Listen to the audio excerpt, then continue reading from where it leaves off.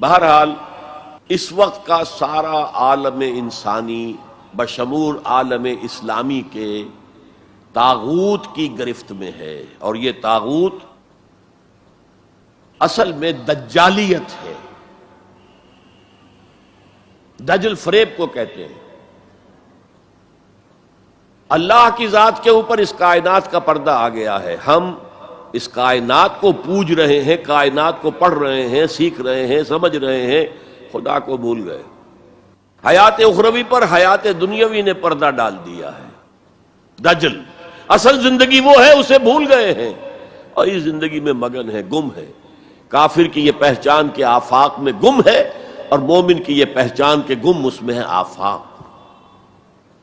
یہ سارا نظام دجالیت کا نظام ہے، اور پورے عالم اسلام پر یہ حاوی ہے، مسلط ہے، کوئی ایک ملک بھی اس سے بچا ہوا نہیں۔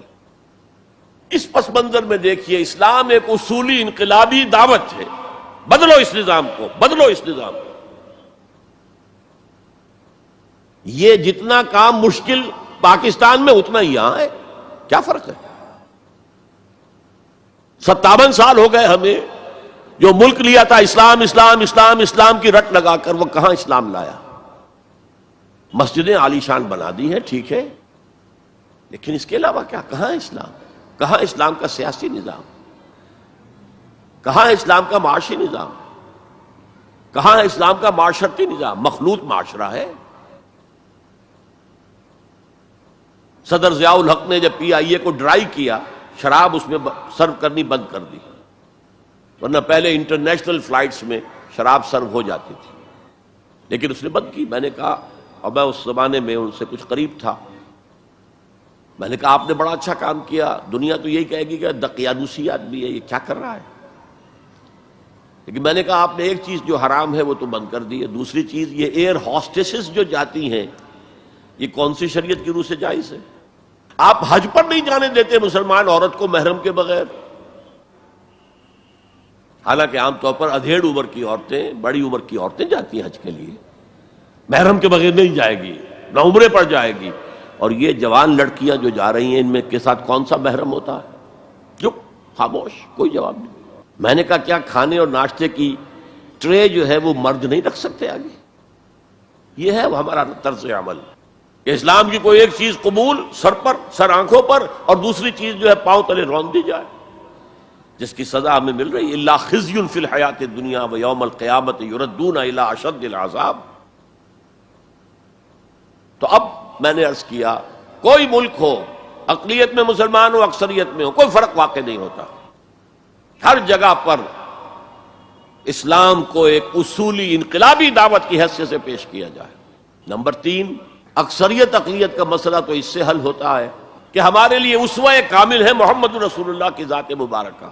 وہ تو اکیلے تھے جب انہوں نے کام شروع کیا تھا، آپ کی اہلیہ حضرت خدیجہ رضی اللہ تعالی عنہ، آپ کے دوست پرانے ابو بکر رضی اللہ تعالی عنہ، آپ کے چچا بھائی جو آپ ہی کے زیر تربیت تھے، وہی رہ رہے تھے، چونکہ ان کے والد ابو طالب بہت غریب تھے، لہذا حضور نے انہیں اپنے پاس رکھا ہوا تھا، ان کے اوپر سے بوجھ کم کرنے کا۔ اور آپ کا وہ بیٹا، منہ بولا بیٹا جو غلام تھا، اسے آزاد کر کے بیٹا بنا لیا۔ یہ 4 تھے نا، 1+4 5، اور 10 سال کی محنت شاقہ، دن رات کی محنت، اور یہ محنت کرنے والا کون؟ محمد صلی اللہ علیہ وسلم، جس کے کردار کے اوپر کہیں کوئی چھینٹ بھی نہیں ہے، داغ دھبا تو بڑی بات ہوتی ہے۔ بمشکل 100-125 آدمی ساتھ آئے تھے، تو آپ اس اسوے پر چلیں، آپ کو 100 بھی نہ ملے کوئی پرواہ نہیں، کیا جب کس وقت اللہ تعالیٰ دھارے کا رخ موڑ دے، لوگوں کی توجہ ہو جائے، لیکن اصول وہی ہو، دعوت وہی ہو، اور نمبر 3 میتھڈالوجی وہی ہو۔ Don't borrow the methodologies from the movements of this era. جمہوریت کے ذریعے سے کچھ ہو جائے، اور کوئی دہشت گردی کے ذریعے سے کہیں اسلام آ جائے، these are not the methodologies of محمد صلی اللہ علیہ وسلم۔